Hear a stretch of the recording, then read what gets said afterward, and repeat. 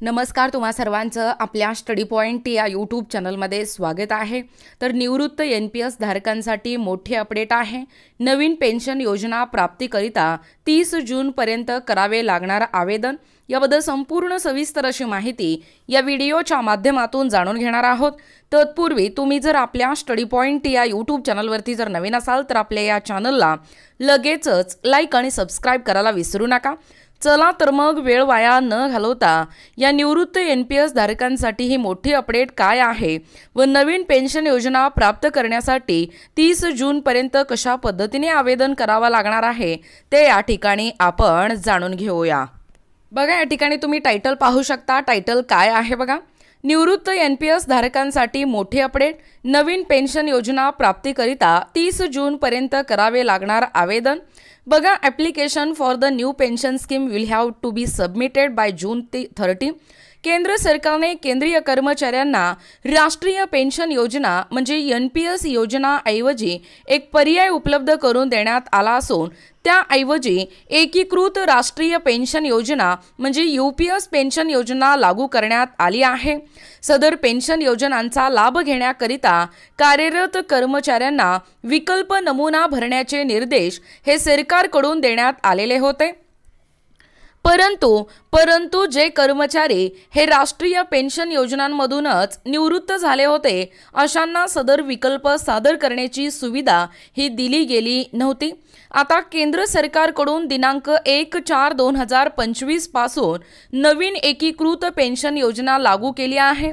तर दिनांक 31/3/2025 रोजी अथवा त्यापूर्वी निवृत्त झालेल्यांना सदर UPS पेन्शन योजनेचा लाभ घेण्यासाठी सुविधा उपलब्ध करून देण्यात आलेली आहे। बघा, UPS पेन्शनचा लाभ, सदर UPS पेन्शन योजनांचा लाभ घेण्यासाठी कर्मचाऱ्यांची किमान 10 वर्ष सेवा पूर्ण होणे आवश्यक असेल। तर सेवेचे 25 वर्ष सेवा पूर्ण झाल्यास शेवटच्या मूळ वेतनाच्या शेवटच्या 12 महिन्याची सरासरी ही 50% पेन्शन म्हणून दिली जाईल। बघा, UPS साठी आवेदन कसे करावे?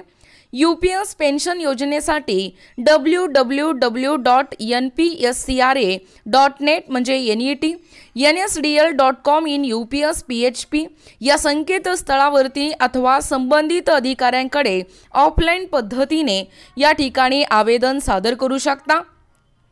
सदर आवेदन सादर करण्याची जी अंतिम दिनांक आहे ती अंतिम दिनांक येत्या 30 जून 2025 अशी या ठिकाणी असणार आहे। बघा, एकूणच अशा पद्धतीने हे जे निवृत्त NPS धारक आहेत त्यांच्यासाठी ही मोठी अपडेट आहे। म्हणजे एकूणच नवीन पेन्शन योजना प्राप्तीकरिता 30 जून पर्यंत त्यांना अशा पद्धतीने आवेदन या ठिकाणी करावा लागणार आहे।